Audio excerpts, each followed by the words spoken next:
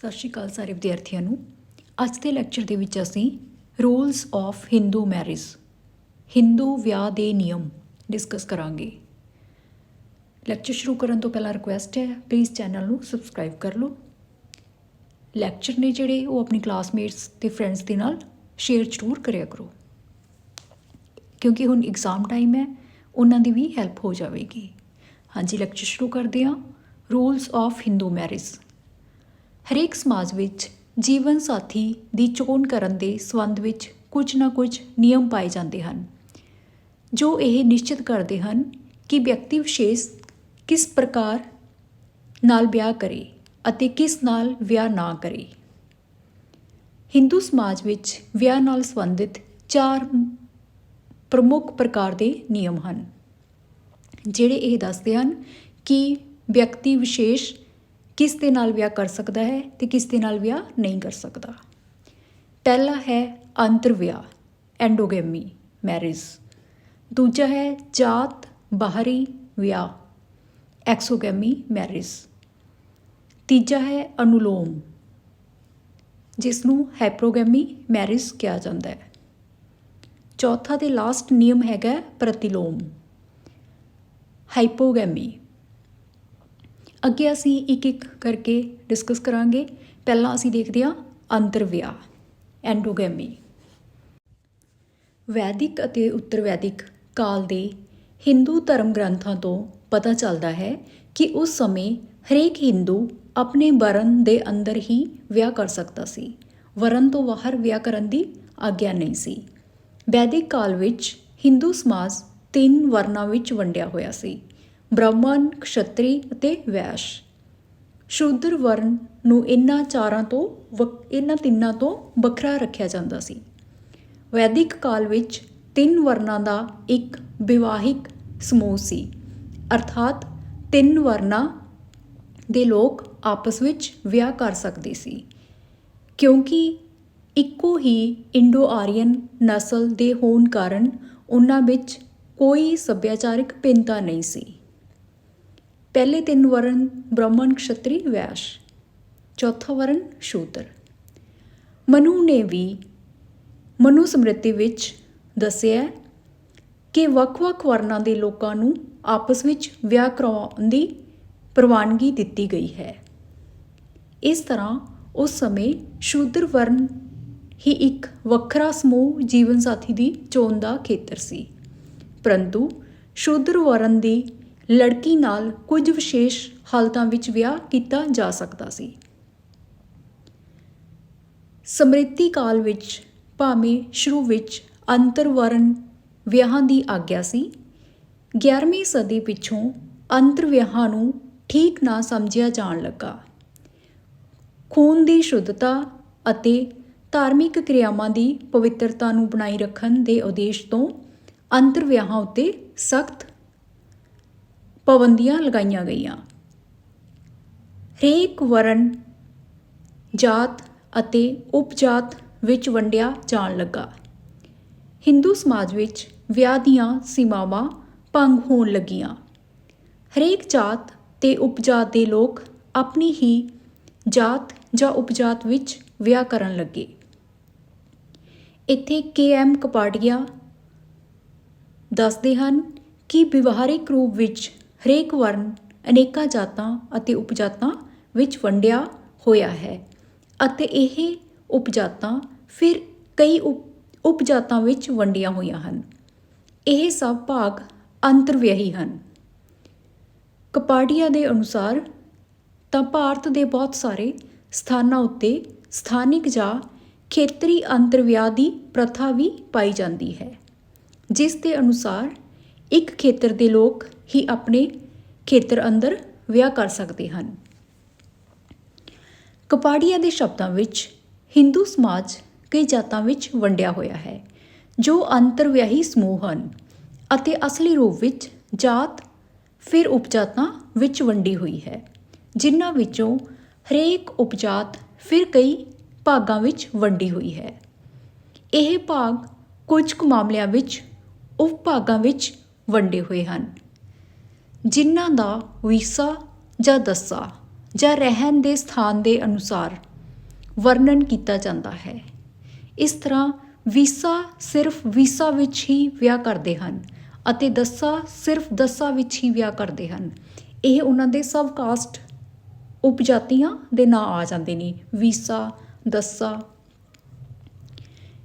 ਕੇਤਕਰ ਨੇ ਵੀ ਕਿਹਾ ਹੈ ਕਿ ਇਸ ਤਰ੍ਹਾਂ ਕਰੋੜਾਂ ਹਿੰਦੂ ਇਸ ਪ੍ਰਕਾਰ ਵਿਭਾਜਿਤ ਅਤੇ ਉਪ ਵਿਭਾਜਿਤ ਹਨ ਕਿ ਇਹਨਾਂ ਵਿੱਚੋਂ ਅਜਿਹੀਆਂ ਜਾਤਾਂ ਵੀ ਹਨ ਜੋ 15 ਪਰਿਵਾਰਾਂ ਦੇ ਬਾਹਰ ਵਿਆਹ ਨਹੀਂ ਕਰ ਸਕਦੀਆਂ।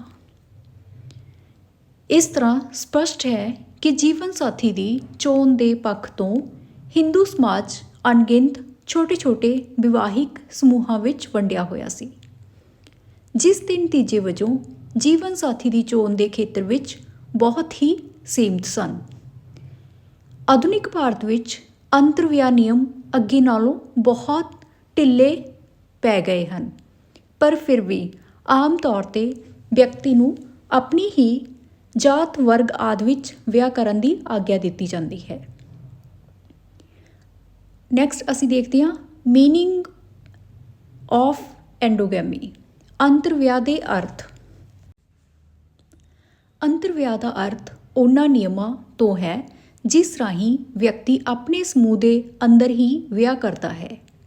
ਫਲੋਮਸ ਦੇ ਸ਼ਬਦਾਂ ਵਿੱਚ ਅੰਤਰ-ਵਿਆਹ ਉਹ ਨਿਯਮ ਹੈ ਜਿਸ ਅਨੁਸਾਰ ਹਰੇਕ ਵਿਅਕਤੀ ਨੂੰ ਆਪਣੀ ਹੀ ਜਾਤ ਜਾਂ ਸਮੂਹ ਵਿੱਚ ਵਿਆਹ ਕਰਨਾ ਚਾਹੀਦਾ ਹੈ, ਪਰੰਤੂ ਫਿਰ ਵੀ ਇਹ ਨਜ਼ਦੀਕ ਦੇ ਖੂਨ ਸੰਬੰਧੀ ਰਿਸ਼ਤਿਆਂ ਦੇ ਨਾਲ ਵਿਆਹ ਦੀ ਆਗਿਆ ਨਹੀਂ ਦਿੰਦਾ।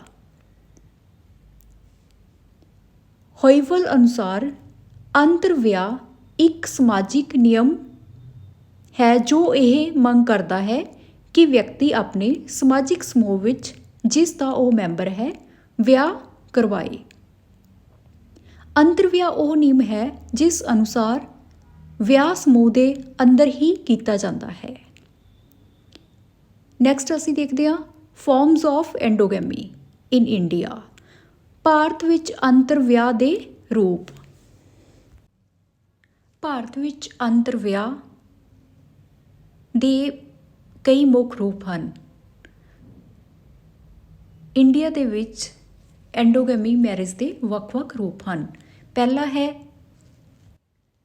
ਹੈ ਖੰਡਾਤਮਕ ਜਾਂ ਕਬਾਇਲੀ ਸਮਾਜ। ਕਬਾਇਲੀ ਸਮਾਜ ਭਾਵ ਕਬੀਲਿਆਂ ਦੀ ਸੁਸਾਇਟੀ। ਸੈਗਮੈਂਟਲ ਔਰ ਟਰਾਈਬਲ ਐਂਡੋਗੈਮੀ, ਕਬੀਲੇ ਵਿਸ਼ੇਸ਼ ਦਾ ਵਿਅਕਤੀ ਆਪਣੇ ਕਬੀਲੇ ਤੋਂ ਬਾਹਰ ਵਿਆਹ ਨਹੀਂ ਕਰ ਸਕਦਾ। ਇਸ ਤਰ੍ਹਾਂ ਐਂਡੋਗੈਮੀ ਮੈਰਿਜ ਦੇ ਅਨੁਸਾਰ ਇੱਕ ਕਬੀਲੇ ਦੇ ਵਿਅਕਤੀ ਨੂੰ ਆਪਣੇ ਕਬੀਲੇ ਦੇ ਅੰਦਰ ਦੇ ਦੂਜੇ ਵਿਅਕਤੀ ਨਾਲ ਮੈਰਿਜ ਕਰਨੀ ਹੁੰਦੀ ਹੈ, ਉਸ ਤੋਂ ਬਾਹਰ ਉਹ ਮੈਰਿਜ ਨਹੀਂ ਕਰ ਸਕਦਾ।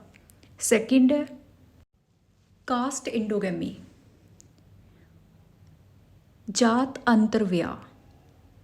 ਜਾਤ ਅੰਤਰ ਵਿਆਹ ਦੇ ਨਿਯਮ ਅਨੁਸਾਰ ਜਾਤ ਵਿਸ਼ੇਸ਼ ਦੇ ਮੈਂਬਰ ਆਪਣੀ ਹੀ ਜਾਤ ਵਿੱਚ ਵਿਆਹ ਕਰ ਸਕਦੇ ਹਨ। ਇੱਕ ਜਾਤ ਦੇ ਮੈਂਬਰ ਆਪਣੀ ਜਾਤ ਦੇ ਅੰਦਰ ਵਿਆਹ ਕਰ ਸਕਦੇ ਹਨ, ਆਪਣੀ ਜਾਤ ਤੋਂ ਬਾਹਰ ਵਿਆਹ ਕਰਾਉਣ ਦੀ ਉਹਨਾਂ ਨੂੰ ਆਗਿਆ ਨਹੀਂ ਹੁੰਦੀ। ਨੈਕਸਟ ਹੈ ਕਲਾਸ ਐਂਡੋਗੈਮੀ, ਵਰਗ ਅੰਤਰ ਵਿਆਹ, ਜਿਸ ਵਿੱਚ ਇੱਕ ਵਿਸ਼ੇਸ਼ ਹੈਸੀਅਤ ਜਾਂ ਵਰਗ ਦੇ ਲੋਕਾਂ ਵਿੱਚ ਹੀ ਵਿਆਹ ਹੋ ਸਕਦਾ ਹੈ। ਆਪਣੇ ਵਰਗ ਜਾਂ ਆਪਣੀ ਹੈਸੀਅਤ ਤੋਂ ਬਾਹਰ ਕੋਈ ਵਿਅਕਤੀ ਵਿਆਹ ਨਹੀਂ ਕਰ ਸਕਦਾ। ਨੈਕਸਟ ਹੈ ਸਬਕਾਸਟ ਐਂਡੋਗੈਮੀ। ਸਬਕਾਸਟ ਐਂਡੋਗੈਮੀ ਉਪਜਾਤ ਅੰਤਰ ਵਿਆਹ, ਇਸ ਵਿੱਚ ਵਿਅਕਤੀ ਵਿਆਹ ਦੀ ਚੋਣ ਆਪਣੀ ਉਪਜਾਤ ਤੱਕ ਹੀ ਸੀਮਤ ਰੱਖਦਾ ਹੈ। ਆਪਣੀ ਉਪਜਾਤ ਤੋਂ ਬਾਹਰ ਉਹ ਵਿਆਹ ਨਹੀਂ ਕਰ ਸਕਦਾ। ਆਪਣੀ ਜਾਤ ਤੋਂ ਬਾਹਰ ਉਹ ਸਿਰਫ ਆਪਣੀ ਉਪਜਾਤ ਤੱਕ ਵਿਆਹ ਕਰ ਸਕਦਾ ਹੈ। ਨੈਕਸਟ ਹੈ ਰੇਸ ਐਂਡੋਗੈਮੀ, ਨਸਲੀ ਅੰਤਰ ਵਿਆਹ। ਨਸਲੀ ਅੰਤਰ ਵਿਆਹ ਦੇ ਵਿੱਚ ਜਿਸ ਵਿੱਚ ਨਸਲ ਵਿੱਚ ਹੀ ਵਿਅਕਤੀ ਵਿਆਹ ਕਰ ਸਕਦਾ ਹੈ, ਆਪਣੀ ਨਸਲ ਤੋਂ ਬਾਹਰ ਵਿਆਹ ਨਹੀਂ ਕਰ ਸਕਦਾ। ਵੇਦਾ ਨਸਲ ਕਦੀ ਵੀ ਆਪਣੀ ਨਸਲ ਤੋਂ ਬਾਹਰ ਵਿਆਹ ਨਹੀਂ ਕਰਦੀ। ਇਸ ਤਰ੍ਹਾਂ ਇਹ ਸਨ ਵੱਖ 5 ਰੂਪ ਐਂਡੋਗੈਮੀ ਮੈਰਿਜ ਦੇ। ਪਹਿਲਾ ਹੈਗਾ ਟ੍ਰਾਈਬਲ ਐਂਡੋਗੈਮੀ ਕਿ ਹਰ ਵਿਅਕਤੀ ਆਪਣੇ ਕਬੀਲੇ ਵਿੱਚ ਹੀ ਮੈਰਿਜ ਕਰਦਾ ਹੈ। ਦੂਜਾ ਹੈ ਕਾਸਟ ਐਂਡੋਗੈਮੀ, ਆਪਣੀ ਕਾਸਟ ਦੇ ਵਿੱਚ ਹੀ ਮੈਰਿਜ ਕਰਦਾ ਹੈ। ਤੀਜਾ ਕਲਾਸ ਐਂਡੋਗੈਮੀ, ਆਪਣੀ ਕਲਾਸ ਦੇ ਵਿੱਚ ਹੀ ਮੈਰਿਜ ਕਰਦਾ। ਚੌਥਾ ਸਬ ਕਾਸਟ ਐਂਡੋਗੈਮੀ, ਉਹ ਆਪਣੀ ਕਾਸਟ ਤੋਂ ਬਾਹਰ ਆਪਣੀ ਸਬ ਕਾਸਟ ਤੱਕ ਵਿਆਹ ਕਰ ਸਕਦਾ ਹੈ। ਲਾਸਟ ਹੈਗਾ ਰੇਸ ਐਂਡੋਗੈਮੀ, ਭਾਵ ਆਪਣੀ ਨਸਲ ਦੇ ਵਿੱਚ ਹੀ ਵਿਆਹ ਕਰ ਸਕਦਾ ਹੈ, ਆਪਣੀ ਨਸਲ ਤੋਂ ਬਾਹਰ ਵਿਆਹ ਨਹੀਂ ਕਰ ਸਕਦਾ। ਨੈਕਸਟ ਅਸੀਂ ਦੇਖਾਂਗੇ ਕਾਜ਼ਸ ਆਫ ਐਂਡੋਗੈਮੀ, ਹਿੰਦੂ ਅੰਤਰ ਵਿਆਹ ਦੇ ਕਾਰਨ। ਐਂਡੋਗੈਮੀ ਮੈਰਿਜ ਹੋਣ ਦੇ ਕਈ ਕਾਰਨ ਨੇ ਜੋ ਕਿ ਅਸੀਂ ਅੱਗੇ ਡਿਟੇਲ ਦੇ ਵਿੱਚ ਡਿਸਕਸ ਕਰਾਂਗੇ।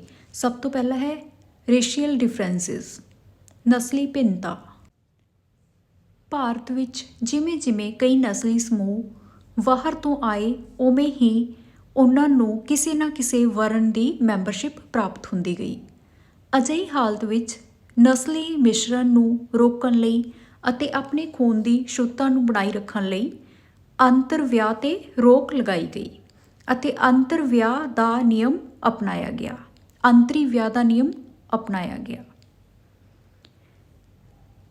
ਕਿ ਹਰੇਕ ਨਸਲ ਸਮੂਹ ਆਪਣੇ ਹੀ ਸਮੂਹ ਵਿੱਚ ਵਿਆਹ ਕਰ ਸਕਦਾ ਹੈ। ਇਸੇ ਕਰਕੇ ਹਰ ਕੋਈ ਆਪਣੇ ਸਮੂਹ ਵਿੱਚ ਵਿਆਹ ਕਰਨਾ ਪਸੰਦ ਕਰਦਾ ਹੈ। ਸੈਕਿੰਡ,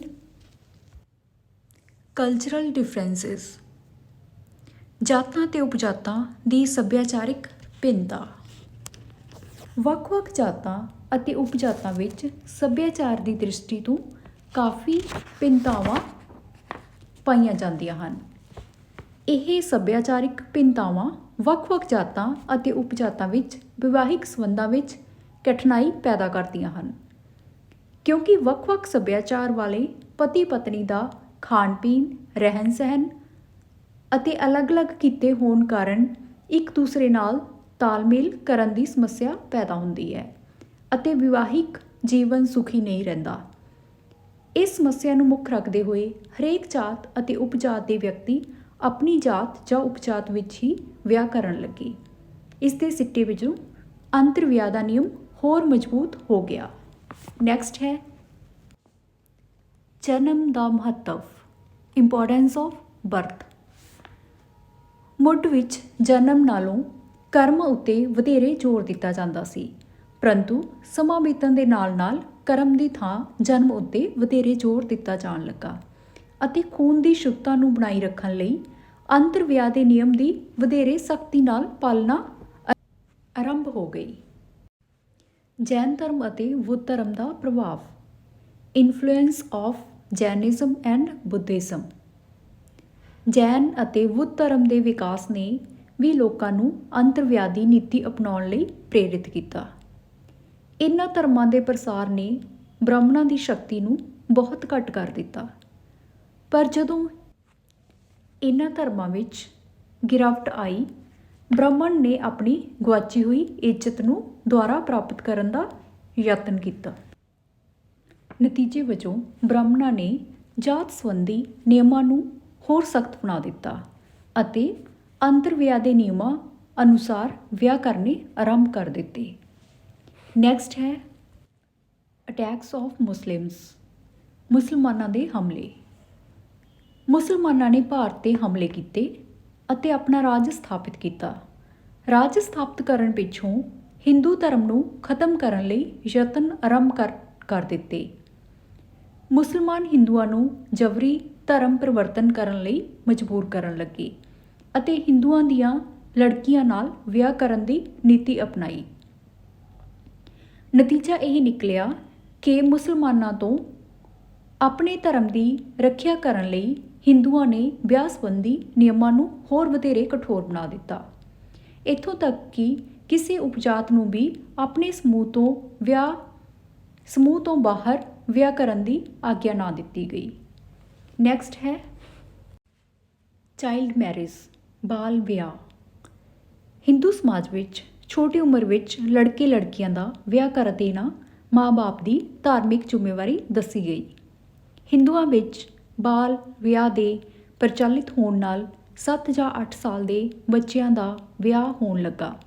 ਇੰਨੀ ਛੋਟੀ ਉਮਰ ਵਿੱਚ ਵਿਆਹ ਹੋਣ ਕਾਰਨ ਜੀਵਨ ਸਾਥੀ ਦੀ ਚੋਣ ਵਿੱਚ ਲੜਕੇ ਲੜਕੀ ਦਾ ਕੋਈ ਰੋਲ ਨਾ ਰਿਹਾ।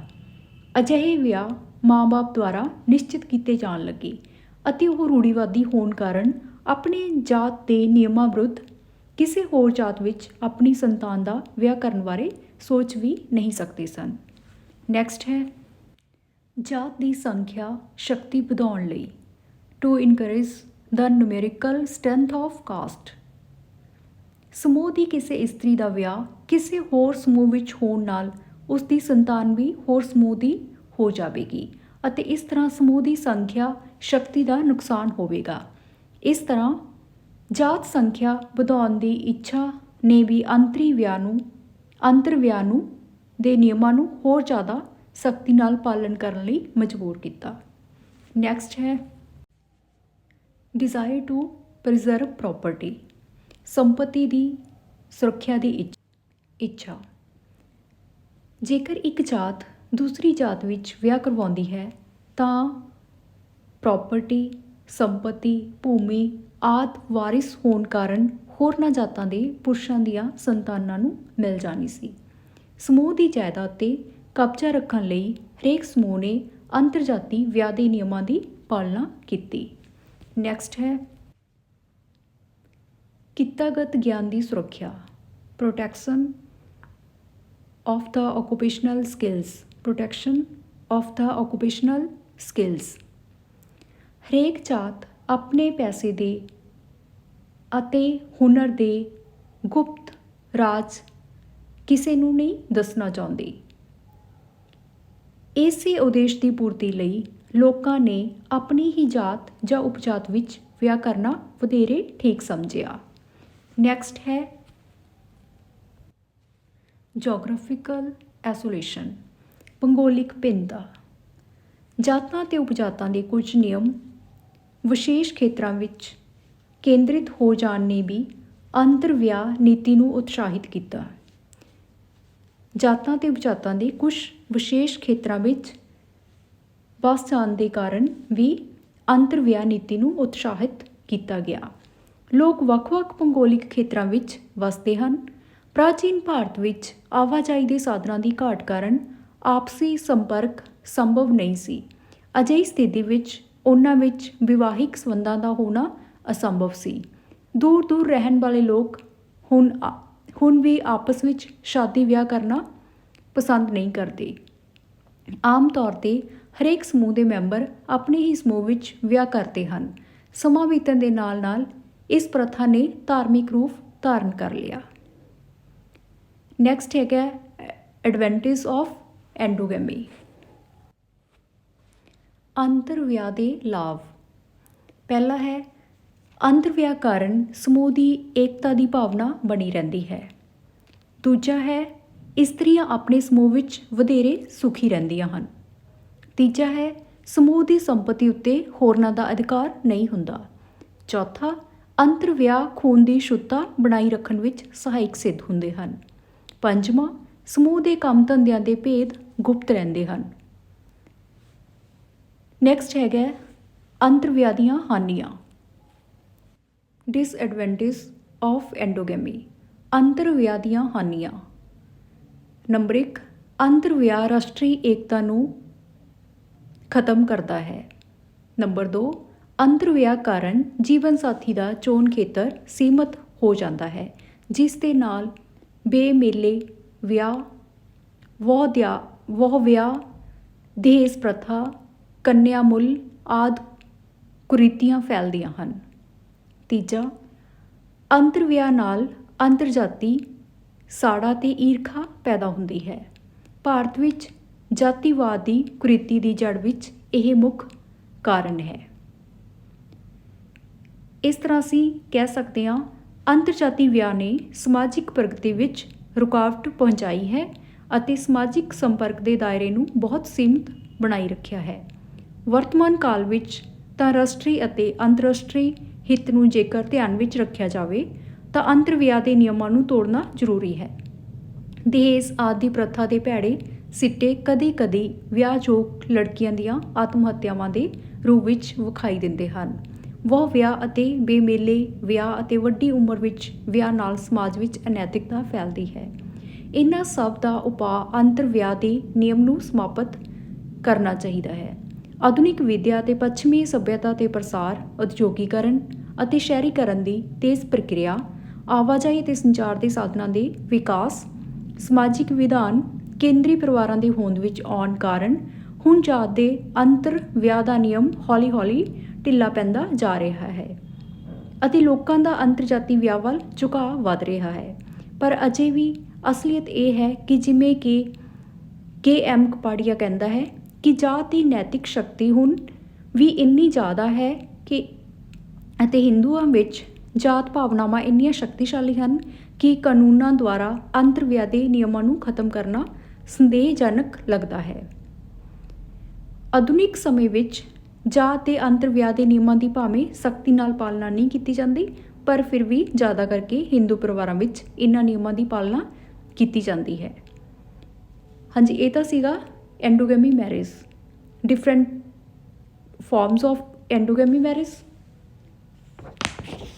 ਕੌਜ਼ ਅਤੇ ਨੈਕਸਟ ਉਹਦੀਆਂ ਐਡਵਾਂਟੇਜ ਅਤੇ ਡਿਸਐਡਵਾਂਟੇਜ।